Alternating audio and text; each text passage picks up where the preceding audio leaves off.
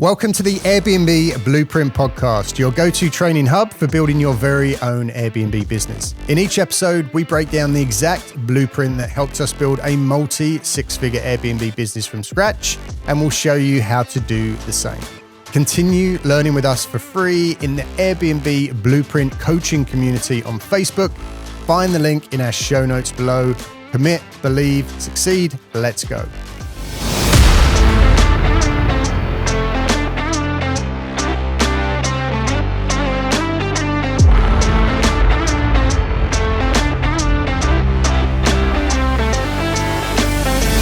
Hey, Pooh. Hey, what's up, bro? Good to see you, brother. It's been a little while. Nice to be back. Really nice to be back in the studio. Big moment for us. I want to talk a little bit about changes that we're going through. I kind of touched on it in a previous episode about some of the things that we're feeling, experiencing, seeing, sensing, and hearing every day now in the serviced accommodation industry. And let's talk about some stuff that a lot of other trainers, mentors, and companies aren't talking about for fear of scaring off potential trainees, because that's what we're all about being real, genuine, bringing some ethics to this business. Let's talk about some of the issues, what we're hearing. We can talk about what are some of the options for existing operators who already are in the business, who are committed to the business financially, time-wise, right? That have got education invested in the business, but are now realizing that this thing's starting to come undone. I know what I'm seeing and hearing. What are you thinking about the future of serviced accommodation with all of the recent changes and the amount of people coming into the market? I guess the first thing that I would say is, we both are fully committed to the business to begin with. So, we're not out there we're not here to kind of scaremongering people. No. But I think it's important to outline all the truth, all the options, all the things that people should be aware of, so they can make the informed decision going forward. And what we're seeing today, for the past few weeks, since Saunders made that case, since HMRC's ruling had happened, there's a lot of panics going on throughout the whole market, right? I mean, when we talked about this a long time ago, and we know the ripple effect is gonna happen since the new legislation's coming through, since the fire orders is in place. There's going to be a lot of people dropping out from the market. We know that's coming. Yeah. So why should we be surprised about it? Yeah. We're not surprised. We saw this coming. We've seen it coming for a long, long time. Yeah. But what we was talking about before coming into the studio, and this is really relevant to you if you are thinking about getting into serviced accommodation, investing a large amount of money and getting started in serviced accommodation, coming to a training company to start in serviced accommodation. This is us, right? This is how we make our money. We've still got a very profitable business, but it's not the only thing that we do. It's not the only way that we make our money. All our eggs are not purely just in the rent to rent basket. And that's what you need to consider if you're looking at coming into the service accommodation industry and getting involved. There's definitely a long-term future here. Serviced accommodation isn't going anywhere. The demand is always going to be there.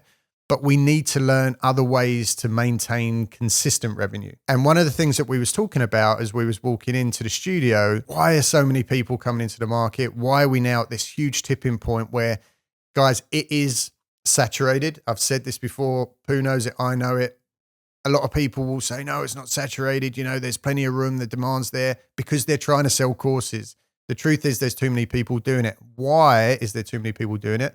Because the rent to rent training model is so easy to sell to people who don't know anything, right? It's that old saying, you don't know what you don't know. If you don't know anything about the business model or the strategy or the market, coming brand new in and just looking at doing some training, whatever you see in that paid ad about, no money needed, get a property, put it on Airbnb, make lots of money. It's very, very attractive.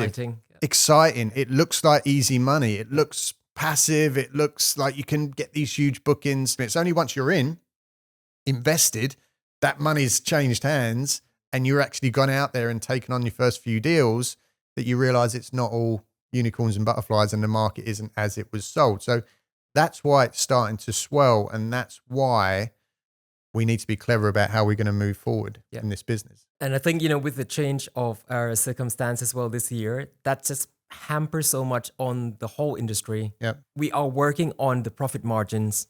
This is a high cash flow business. So, the rent-to-rent business is not like we're not owning any assets at all, unless, of course, you develop your own properties, and that's a different story. But if you do that, right, you should have a different companies to manage it anyway. Yeah. So be a separate entity anyway. It's a high cash flow business, high risk, high returns. Yeah. And that is something that's not being told in any training course, because why would you tell other people, right? It's a high risk business.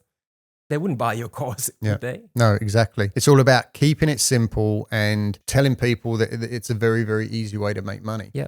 But I am seeing and sensing every day, in the communities, you see it, people saying, guys, how's everybody else's business doing? My bookings are way down from last year and down from the year before that. And everybody's got their theories and their black magic about how to manipulate things and duplicate bookings and all this crazy stuff. But the truth is, there's just too many people doing it. That's it. There's too many people doing it now to maintain consistent revenue.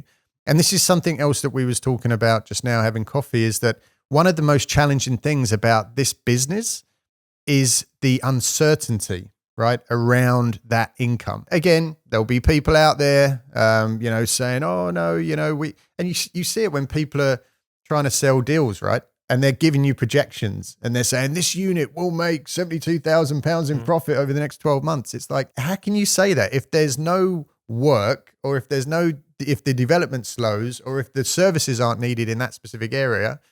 The revenue is going to go down. That really bugs me, because I see it all the time in the different groups, right? Like, where people just post like, oh, this is the potential earning. This is what I've made from my clients, blah, blah, blah. But they don't show any other details. It's like, this is the 28 days or 48 days bookings through Airbnbs with one cleaning fees of £95. Yeah. £30,000 worth of bookings, right? And then 6 or 8 grand of service fees go to Airbnbs. So if that were to be like a management company, right? And if I were a client, I would be extremely pissed off with that, because why would you give my 8 grand to the Airbnb platform? Yeah. You should be doing your best to convert that into direct bookings. Yeah. Well, that's another whole topic, and maybe we can get into that about, our management companies are so dependent on OTAs.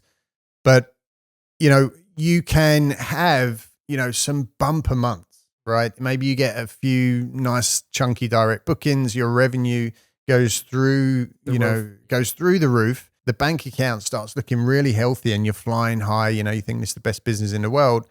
But then you have a few, shit months and the cash flow, the money goes out so fast, in rent to rent on the rent and the maintenance and the bills that you're still paying, whether you're renting it or not. That money can disappear so fast. And that is why it's crucial that you have to be making money in other ways. Yep. And just to be clear, our business that we've been running for many years now is not, like I said, purely focused on just generating revenue through bookings that come through the OTAs. Yes, we do a lot of that. Yes, we do a lot of management, but a huge amount of the income that we generate that is consistent revenue, that's the most important word here, is consistency.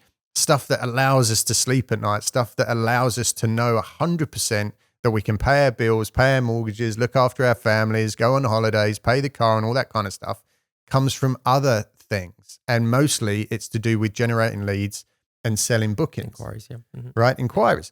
And that's how we split it. That's the consistent stuff. We know that we're going to be able to generate leads and sell bookings. And that is why we're now going to start pivoting a lot more heavily into this part of our training and helping other people to start doing the same thing, because you can no longer just rely on bookings through your own properties. No, but I mean, it's still quite common, isn't it? Like, you see everyone else like coming in with the mindset that I'm going to have hundreds and hundreds of rent-to-rent unit to begin with. I mean, I had that mindset when I first started because I didn't know about it. Like I wanted to have like hundreds of units. Yeah, 'cause it's sexy. Rent-to-rent, it sounds cool. I can package the company. I can sell it on. It's going to be a great asset.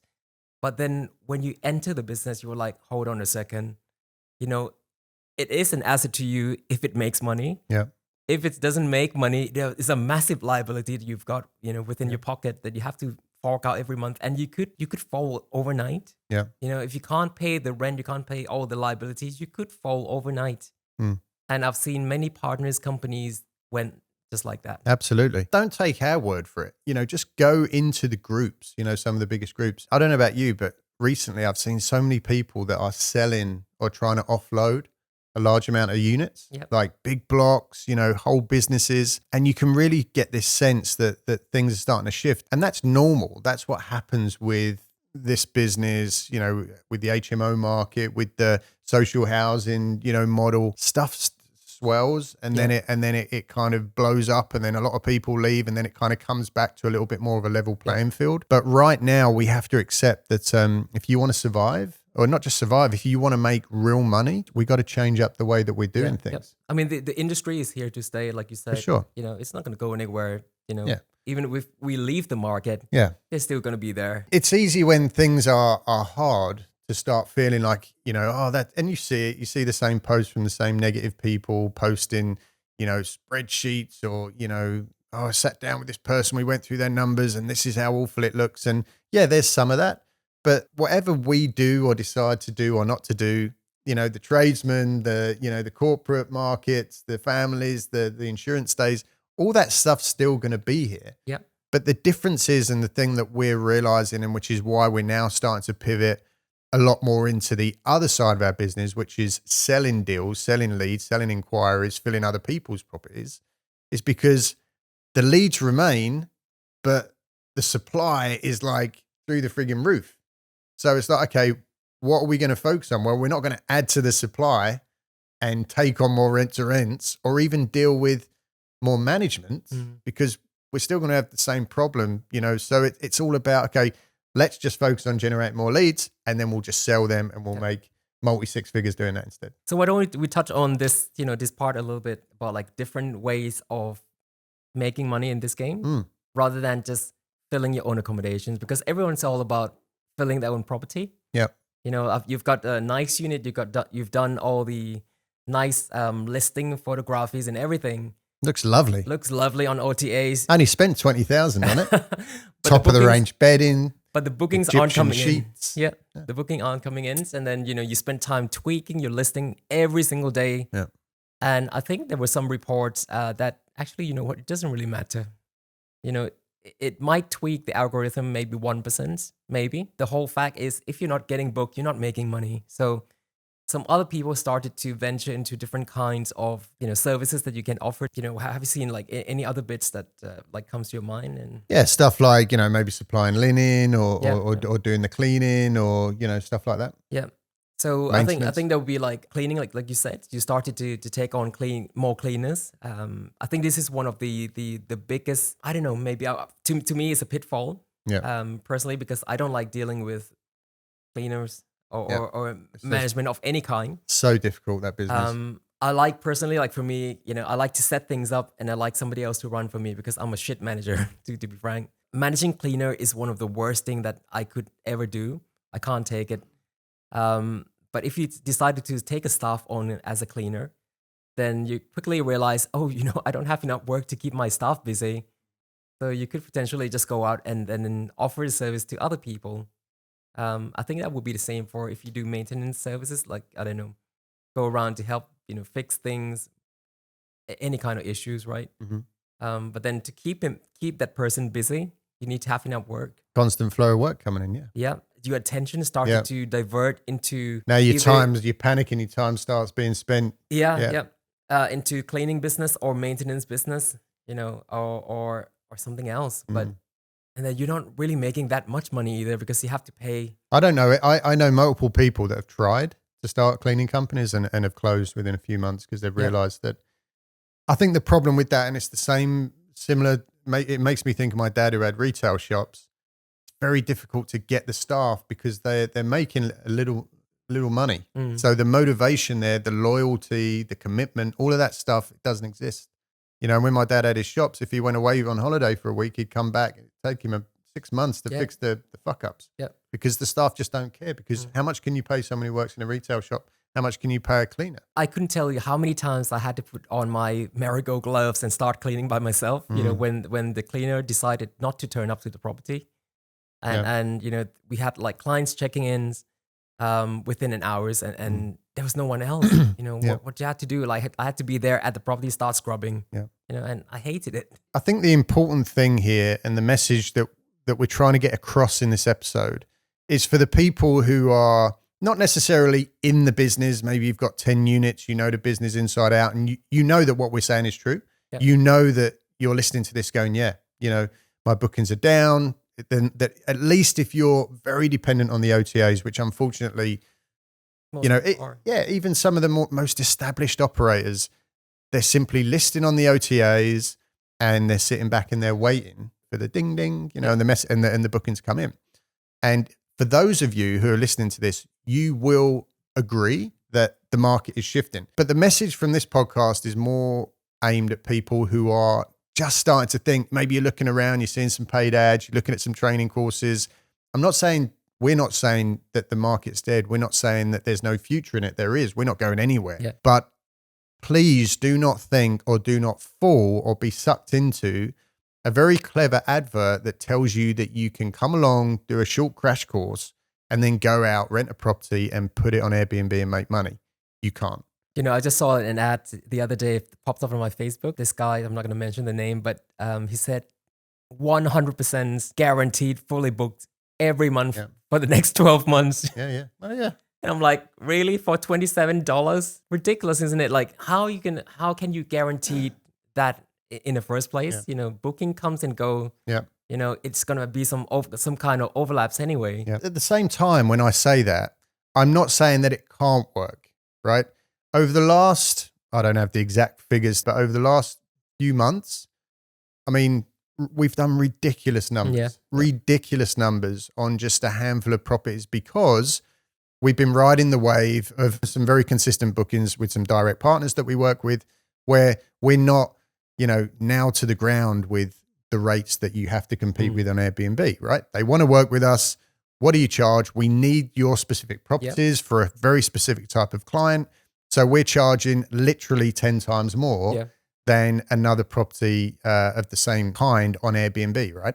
So we're making tens upon tens of thousands of pounds in just a few short months. So it does work, but we've been in the game for a while and we've got those relationships. I'm talking to the people who are brand new coming in. Open your eyes, do your research, look around in the groups and realize that it's not as simple as what you're being sold. If you come in, get involved for sure, but you're going to have to be creative and learn some other things in order to maintain that consistent income. And with the pure rent to rent model, you've got to be more educated now. You've got to be doing different things. You've got a lot more out, be doing a lot more marketing. So again, that's why we are starting to pivot, who we're working with, what we're teaching, what we're talking about, the courses that we're creating and the masterminds that we're running, because we're not going to sell a product which has a limited shelf life or is a lot more difficult to generate money from. I think if you know that, some things is not going to work anymore, you can't just keep selling it. No.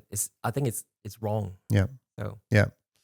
So this podcast, for those of you that have been following along, listening to us, watching our content for quite a while, is now going to start to pivot a lot more heavily into generating leads, filling our own properties, selling inquiries, because it just makes sense. We make such a huge amount of our annual revenue this way, and we're good at it. We know how to do it. We know how to do it properly. A lot of people say that they do it, but they don't necessarily know the correct flow, right? Yeah, the way that it works and how to do it consistently, how to generate the inquiry and then match that inquiry to a suitable host and sit back and make recurring revenue every single month from that booking for just that one phone call or that one client.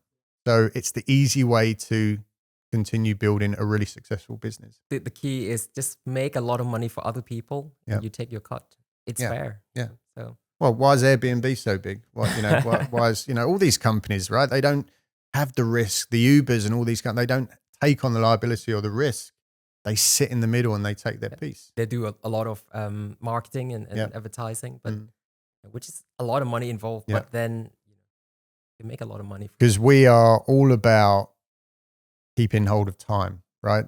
I'm in Mallorca. I love my life. You're at home with the family. You love your life. And in order to do both of those things, you've got to have time, you know, and chasing guests and dealing with all the nightmares of, you know, it can be quite soul sucking. We've done it as well. That part, you know, we do all the management, right? And we put our heads in, scratch our heads and everything. Yeah. And then at the end of the month, you make what, 400 quid, 500 quid for what? Yeah. Where we were selling inquiries, make a grand for the next year. Yeah. You know, just that doesn't add up. So look, that's the way that we're going. And if you want to make consistent revenue in this business, potentially alongside your rent-to-rents, filling your own portfolio and your management deals, but then selling a shitload of them as well to other people up and down the UK, then this is where you want to be, and you want to be joining our community, and you want to be, potentially doing some training with us, because we're going to get into it into a big way. But just before we finish up, it's bothering me at the moment, this all the stuff that I'm seeing on social media, which is about what we're talking about, people trying to sell courses and trainings and this kind of stuff. Understand, guys, please, when you see like a post of someone who's created this incredibly stunning property, you know, and it's a rent-to-rent deal, and they're saying, you know, this property is going to generate me 10,000 a month, you know, for the next 12 months, or we've just taken on this 2-year booking and da-da-da-da. And then at the end of that post, it says something like, if you want to know how, DM me for details, or, you know, if you want to know more, shoot me a PM. You know, think about it. If they're making that kind of money, why would they be interested in any of that stuff? So it's always there to sell you something.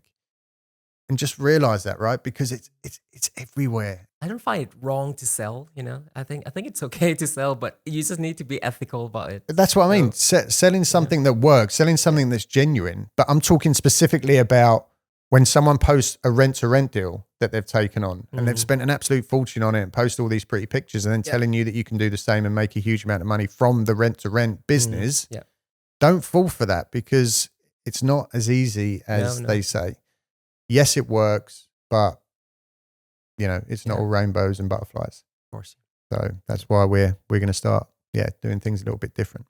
Cool. So I think we'll leave it there for now. Thanks so much for listening to another episode of the Airbnb Blueprint. Thanks for coming into the studio. All right. Till next time, bro. We'll see you again next week. Thanks for listening. See you then.